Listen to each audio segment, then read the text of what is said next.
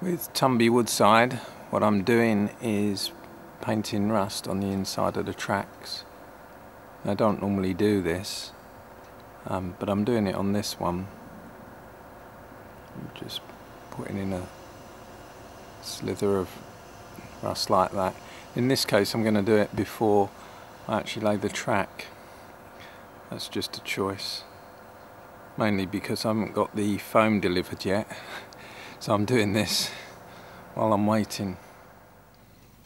Now my personal preference is rather different to most people when it comes to rusting track. I prefer not to do it normally because I don't want to impede electrical conductivity in any way, and it's these inside parts of the rail here that I'm painting now that might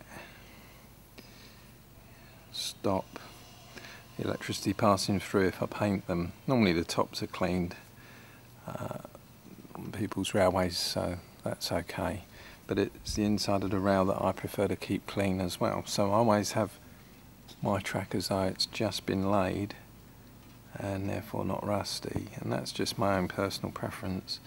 But for Tumby Woodside I thought I'd do it differently, just to show people that I can really, and I will do it differently. And this one's also going to have a fiddle yard, which is something I don't normally put on either. I like to decorate every available bit of track, but Tumby's going to have a fiddle yard. Now the advantage of painting the rust on the track while the track is loose is that I can get to it easily, but the advantage of painting it when it's in situ and already glued down on the track would be you could blend the pieces in to each other, because the rust effect kind of does vary as you're putting it on in strength, and so you could blend it in nicely from one piece of track to the other. So I'm hoping I'm not going to get any unusual joins. Now once I've done this, you need to use a track rubber or something else to get rid of the paint on the top surface. What I'm going to use is a little piece of sandpaper, because this is a quicker method really, but some people don't like using sandpaper because it attracts dirt into the tiny little scores that you leave on the top of the rail. So it's up to you really what you do, but it will clean it off very, very quickly and get that rail nice and shiny again. So if you don't want to use sandpaper, use a track rubber, and you just have to do it for a little bit longer to clean it off. So what I'm using is some spray paint, and I'm thinning it down. You could use an acrylic, any sort of paint, and I would suggest you water that down as well, and then you can get different sort of effects in the rail then. It runs all around the sleepers and everything, and it's not such a hard effect as if you just paint it on with raw paint. So I don't know how well this is going to pick up really, but now I'm putting in a wash of rust, and I can thicken it up in some areas if I want to, or just wash it away again. And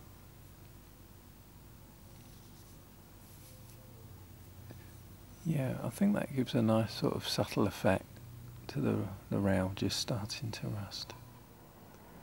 Of course, one area where you don't want to get paint is inside the points where the electrical connection is, just in here. If you do, then you'll have to clean inside very carefully. You can use a little bit of sandpaper like that,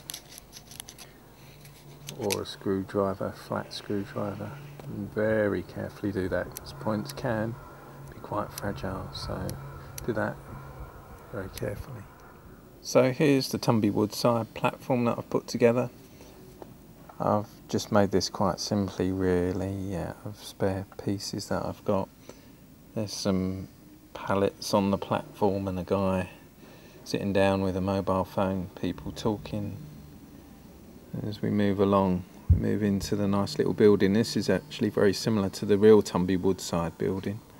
On the other side of that building we've got a weighing machine for the luggage, and a workman doing some stuff on the side of the building. And then as we move down, just other little cameos. The family waiting on the platform. Someone who's working, looks like he's going to hammer some barrels or something. I don't know what he's doing there really. That's where the water tower is. It's lost its plastic part, so I need to find that and glue that on again. Yeah, I found it. It's got its piece stuck on again. And this is for the 00 side of the layout. So using Photoshop and a Backscene that I've got off the internet, what I've done is use a distort function to put it into perspective, so it goes from one end large to the other end tinier and in the distance. And this is for one side of the layout, and then I'll reverse image all of this and use that simply for the other side. And so this gives me a perspective Backscene.